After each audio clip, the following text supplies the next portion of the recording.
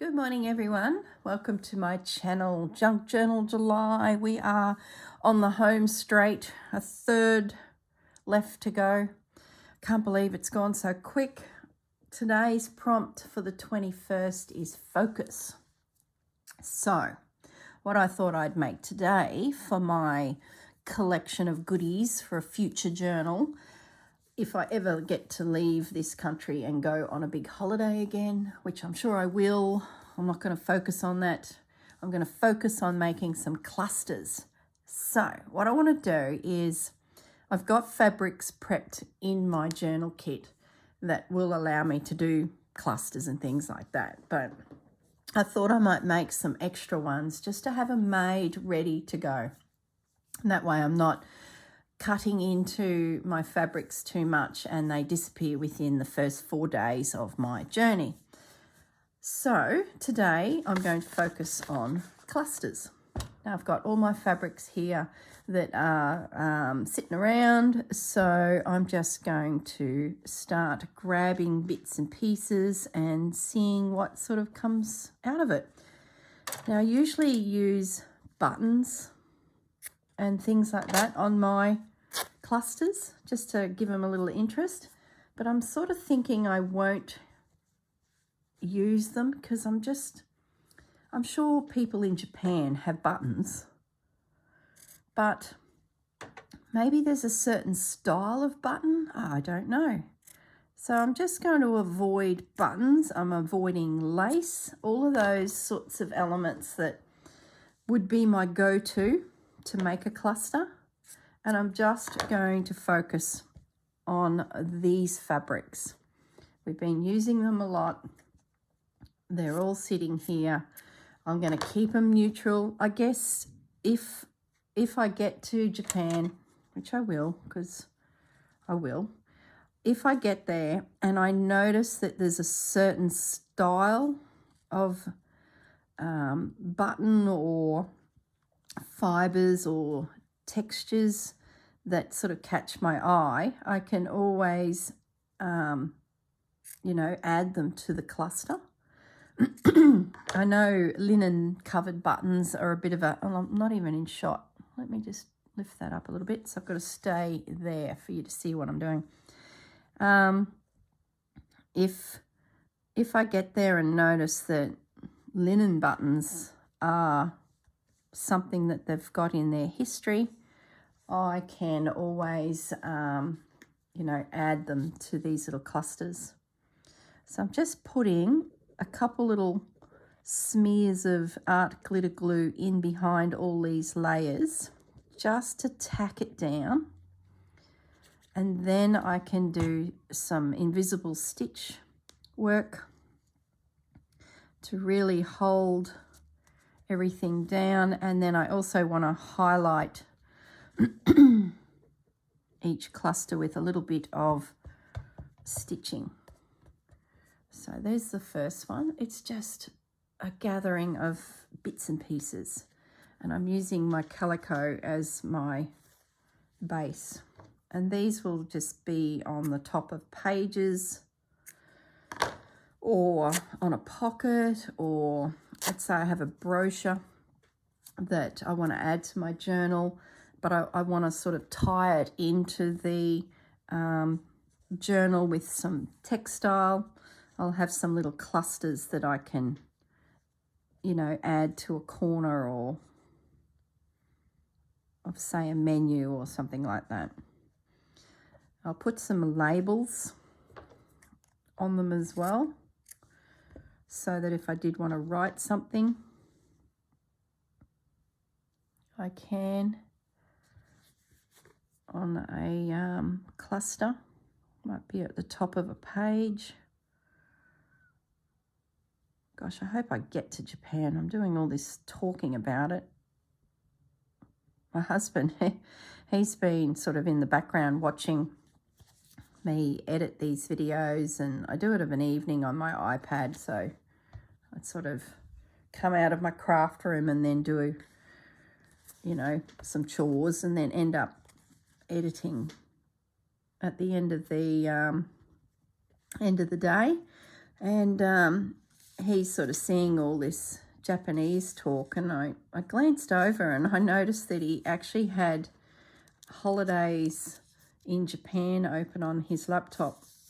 He wasn't saying anything, but he was just having a little look, I think, and I thought that was quite funny. I'm starting to plant the seed, so maybe there's an opportunity to start thinking about it. I don't know. Well, they say if you think about it enough, it becomes a reality. That could be. So I'm just popping another little label, a bit of glue. I don't want it to come onto my mat. Okay, this first one should be done now. So I've got a needle and thread already to go. And I'm just gonna, what am I gonna do? I might just do some general marks like so. Whoops. Just a few stitches. Be interesting to see if I notice trends in buttons in Japan. You know, what did their historical buttons look like? Were they made just timber or covered in silk? Who knows? If you do know the answer to that question, pop it in the comments. But if you don't know, maybe you might know if someone does know. Can't wait to get there just to see the history of textile and the history of this beautiful writing, this script.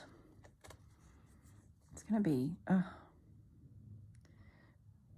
to be one of those trips of a lifetime, I think, especially when you go to a country that's not similar to your world. Like I've been to England for a week and to Paris for a week. I actually did it on the end of a work trip. We went to China to visit our agent that we have over there that helps us with all of our importing, gets us around the country because it's a big country. And from there, because you're sort of, Australia's a long way from anywhere,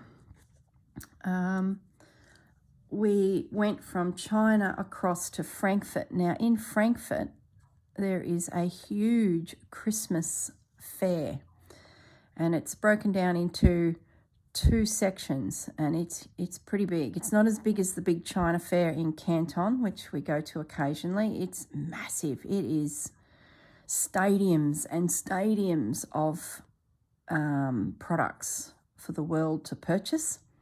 And Christmas is part of all of that. So we've done that a few times. But boy, by the end of it, it's all looking the same as you wander through all these stadiums. But this particular year, we went on to Frankfurt in Germany to have a look at the Christmas fair that is there. And like I said, it's broken down into 2 sections. The wholesalers that are companies in Germany, Europe, Denmark, you know, all those sorts of countries. They exhibit their wares.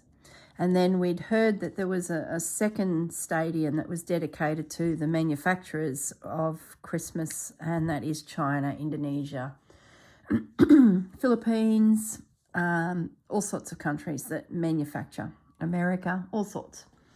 So we thought, well, it might be great to go, and not only will we see some European-influenced Christmas, we will see also some manufacturers that we may not know of. So it was fantastic. We rocked into Frankfurt, and I don't know if you are aware of our weather, but in Australia at Christmas, it is hot, hot, hot, hot. We are talking baking hot. So we finish up in our business for the season by about the 3rd or 4th of January. We're on a plane heading overseas to start visiting manufacturers and putting together our range of Christmas for the coming year. Anyway, so we come out of, you know, 35-degree heat and so hot. And we've often had a quick little break, you know, a quick little holiday at the beach or just anywhere, just to have a, you know, a change of scenery before we're back into getting ready for Christmas. And when we turn up in China, it's their winter. And some of the places we go in China, it's like going to the North Pole, especially the sections of China that are right up near the Russian border. I've got 2 factories that I purchased from right up high, right close to that Russian border, and it is freezing. Like we're talking minus 30 degrees. And for an Aussie girl from Queensland, the land of the sunshine, it is cold. And if we've had a little holiday prior to going, so maybe from Boxing Day through, we've had a quick little beach getaway or something, we're often is the word, supporting ourselves with a sunburn. We try not to get sunburn because we all know now that that's very bad. But you can guarantee my husband for sure has burnt the top of his feet. So he's in shoes all year. Comes this beach holiday and out come the flip-flops. For those of you who don't know what flip-flops are, they're thongs.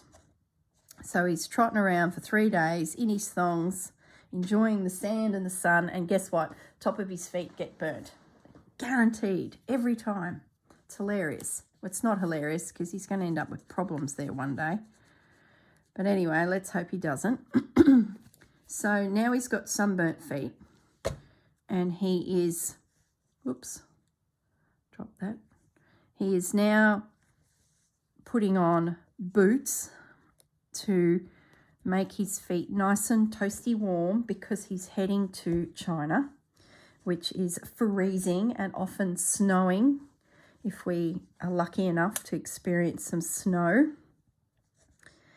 Doesn't always happen, but there's certainly a chance in most of the places. But if we are going up high into China, into these places up near the Russian border, definitely snow. And he has sunburnt feet going into warm shoes and warm socks. I tell you, he never learns. He never learns. And then he's complaining, my feet are so sore because they're red. And our agent, he's hilarious. He's such a good guy. He's become quite a very close friend.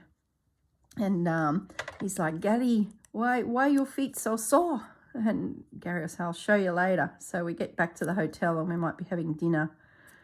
And Gary will slip that shoe off. And it'll be this red foot, top of the foot with the outline of a thong. And Tony's like, oh, you Queenslanders, you are just so different in the nicest possible way. So yeah, that's our experience with Christmas and getting ready for, you know, finding stock. We go from this heat to snow. Gosh, I've got some stories. The one year, this one comes to mind. The one year, I hope you don't mind me rabbiting on about all this stuff. The one season we've rocked up to an airport, I think it was Hangzhou, and it was bitterly cold, and they didn't have snow, but they were getting that a sleet, slurry type weather. And we had flown from Brisbane direct in. So when we got on at Brisbane, it was, 29, 30 degrees. Not sure what that is in Fahrenheit. It's hot, getting warm. And we've got humidity. So that's what makes it feel sticky heat. Anyway, we've got to the airport and we knew there'd be probably a bus or a train to shuttle us across to the terminal. And we hadn't come into that airport for a few years, so we sort of forgotten what it was like. So we just assumed we'd be fine. And my husband is in a t-shirt and shorts. And he said, look, we'll be inside the whole time once I get into the terminal and I can get my suitcase and I'll head to the toilets and add some clothes ready for the journey. So what happens is in we go to the airport, we land, and there's buses all lined up ready to pick us up, which was great. And we hopped in this bus, and straight away we knew there was going to be trouble because there was this sleet and it was looking terrible and cold. And you would not believe it, but this bus that we ended up on, because they had all sorts of buses there, but we ended up on this real old hurdy-gurdy bus. And it had no windows. Dead set. It was like a tram on wheels with no windows. It's ridiculous. So here's my husband. I had enough coats with me and at least some jeans on. Still was not comfortable, but I had my Sub-Zero jacket over my arm just in case. Here's my husband in his shorts and his pants, shorts and t-shirt, sorry. And the sleet and the wind is blowing into this bus. Oh my goodness. And there was all these giggles around us. We're surrounded by Chinese and there's all these little giggles happening. It was so cute. And then they were like starting to speak to us if to say, you know, are you okay? Did you need something? Can we help? You know, I'm going to assume that's what they were saying. They seemed so caring. You could just tell there was real concern for us. And then there was a few English speaking in amongst it. So they sort of stepped forward and were like, on behalf of the crowd, we're all very concerned that you have not got enough warm clothing with you for our country. It was so funny. And my husband's like, no, it's okay. I'll be right. And we probably had a 10-minute drive to the airport. Their airports, the terminals are huge. So, yeah, very, very long, cold trip in a bus with no windows. It wasn't even a bus. It was a shopping cart with no windows. So we certainly looked like a pack of Aussies. And luckily he had some carry-on luggage with a couple extra shirts in it. So we got into the terminal. He quickly threw those on to get his core temperature back up. And then we raced to the carousel and grabbed our bag. And he literally opened the bag on the spot and started throwing on all this clothes. People were giggling around us. Like, we don't understand the language. A little bit, but not much. And but we could tell. We could tell they thought we were idiots from Australia, let alone, you know, the Sunshine State. So it was pretty funny. Yes, it gets very cold. And when you're coming out of the December summer, yeah, it can be a shock to the system. But it's fun. I'm sure you've all got stories like that where you've been caught by the climate. I do recall one year I was travelling for a company I used to work for, and they had a shop in Perth, and they had a shop in Melbourne. And I was Brisbane.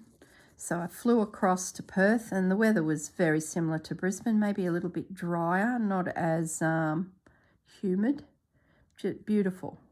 So I was just in a lightweight skirt, sandals, and a little soft top.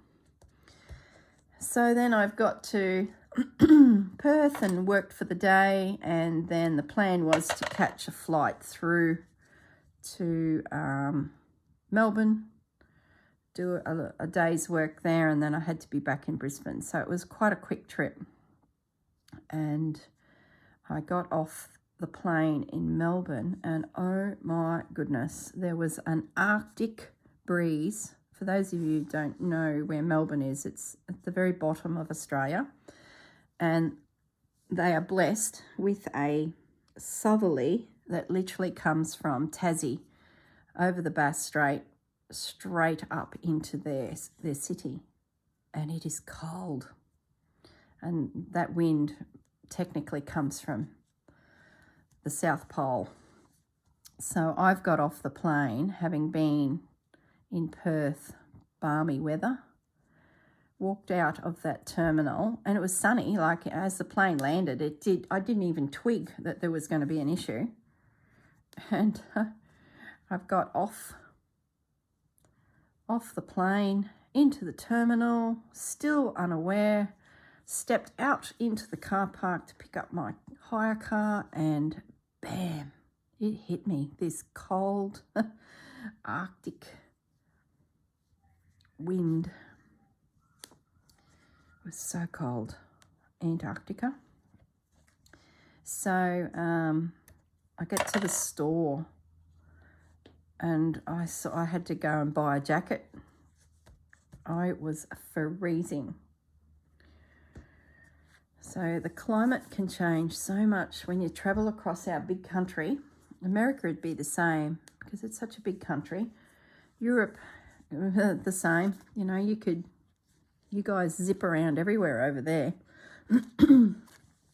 So you could be in England one day and France later that afternoon with your trains the way they are. And in America, you jump off the plane and you're on the other side of the country, or the continent, and the weather is completely different. Nothing like travelling, is it? I'm just fiddling around here. How long have I been going? 20 minutes. Just making some little clusters. You be yabbering away. They're coming together quite well. I think the good thing about these is just don't overthink your little clusters. And I'm not really, because I'm talking at the same time. So I'm sort of, this is very instinctual. So you sort of sometimes look back and I'm going, oh, what did I do that for? That doesn't look very good. But so far I'm happy with the way these are coming together. Just trying to get the top into my glue. I hope they've been on camera. I'm just doing 2 of each. I would normally do 3 of each, but I'm doing 2. I've got some stamps too. And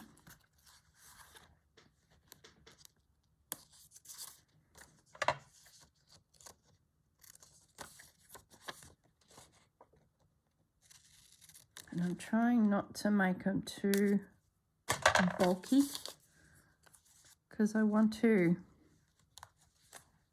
you know, try and keep the bulk down in the journal, but still have this little hint of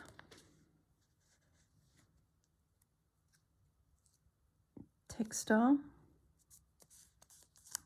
Use a little bit of paper, so I've got those stamps. We must make another ephemera holder too. We've made one already, this little guy, and I really want to make another one because still sitting in my bunny rabbit one are all these stamps plus the Stamperia bits and pieces. So we must do that. There must be a prompt coming up. Blend. What am I going to do for blend? I think we might start another ephemera holder for blend. I don't think I've got anything popping into my mind for that. Blend. They really make you think, don't they?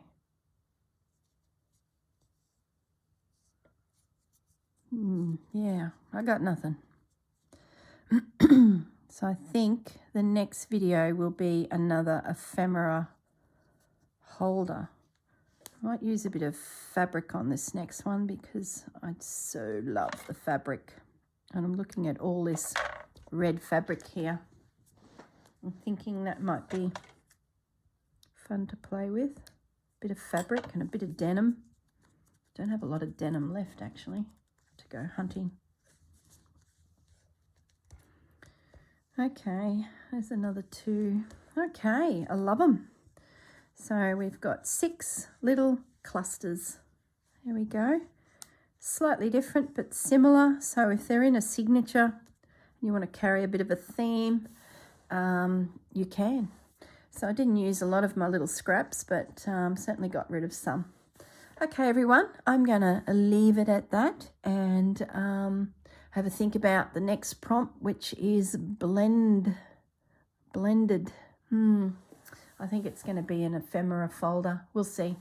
Okay, I'll let you go and I will see you all in the next video. Bye for now.